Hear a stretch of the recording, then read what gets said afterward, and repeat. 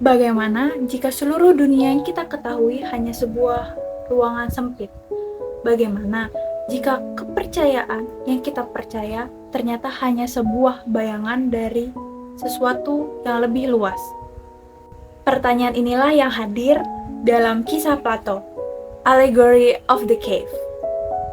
Allegory of the Cave menjelaskan bahwa manusia kerap terjebak dalam ilusi menganggap bahwa bayangan adalah sebuah kenyataan. Setiap orang punya guanya sendiri. Ada yang terkurung dalam ketakutan, ada yang terjebak dalam kegelisahan, dan bahkan ada yang tersesat dalam pikirannya sendiri. Ide ini ditemukan dalam bentuk sinematisnya di film yang berjudul Room yang tayang pada tahun 2015 yang mengisahkan seorang anak kecil yang tumbuh besar hanya di ruang sempit dan ia menganggap bahwa itulah kenyataan, bahwa ruang sempit itu adalah dunia. Film ini menceritakan kisah seorang anak yang bernama Jack dan ibunya, yang Jack sering panggil Ma, itu terkurung selama kurang lebih 7 tahun di sebuah kamar kecil. Nah, bagi Jack, kamar kecil itu adalah seluruh dunia. Dia gak pernah lihat langit, gak pernah lihat pepohonan, hewan, bahkan manusia selain ibunya dan Old Nick. Jadi segala hal yang Jack tahu tentang dunia luar itu tuh berasal dari televisi yang ada di room itu dan penjelasan dari Ma. Nah, televisi di dalam room ini menurutku sangat menarik untuk pandangan dan cara berpikirnya si Jack ini.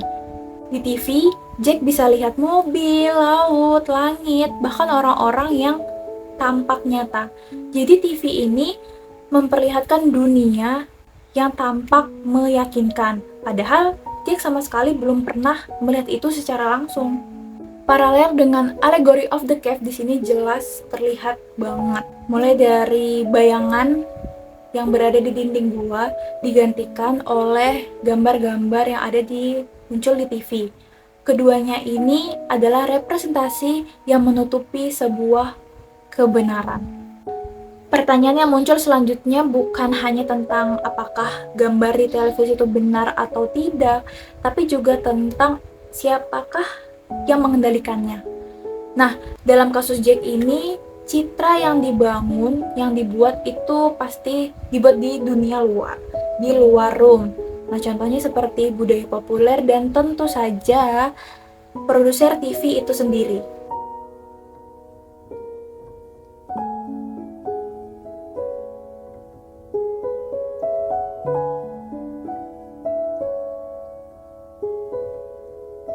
Pada salah satu scene penting, saat itu Jack udah berusia 5 tahun.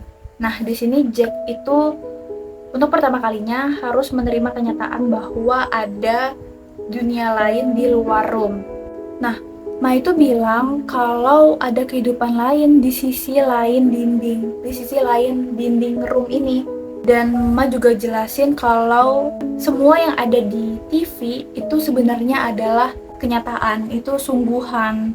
Tapi Jack menolak itu dan langsung bilang, how can it fix?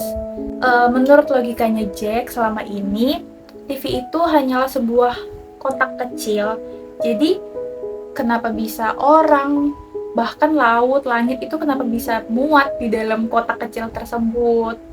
Karena memang selama ini sebelum Jack berusia 5 tahun, Ma itu selalu bilang ke Jack kalau apa yang ada di TV itu sebenarnya nggak nyata. Itu cuman magic. Tapi Ma tetap berusaha untuk meyakinkan Jack. Nah, kebetulan di room itu, di bagian atapnya ada sebuah kaca jendela yang kebetulan ada daun jatuh.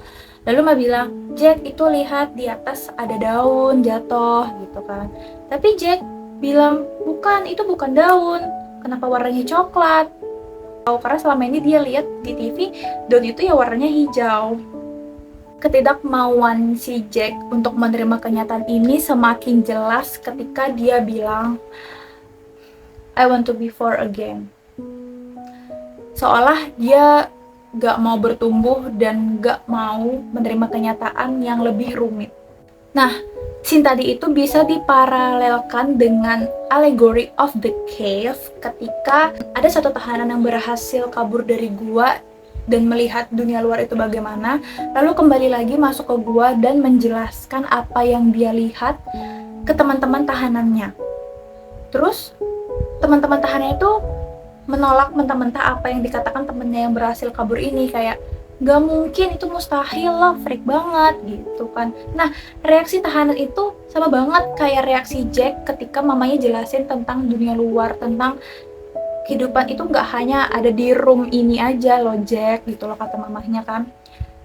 Jadi Jack itu lebih percaya, lebih masuk, menurut Jack lebih masuk akal mempercayai bahwa daun itu berwarna hijau dan kehidupan itu hanya ada di Rome, daripada Jack menerima kenyataan baru yang bisa mengguncang kenyamanannya. Namun, sesuai dengan Allegory of the Cave by Plato, tahap penolakan itu adalah awal mula dari perjalanan menuju cahaya.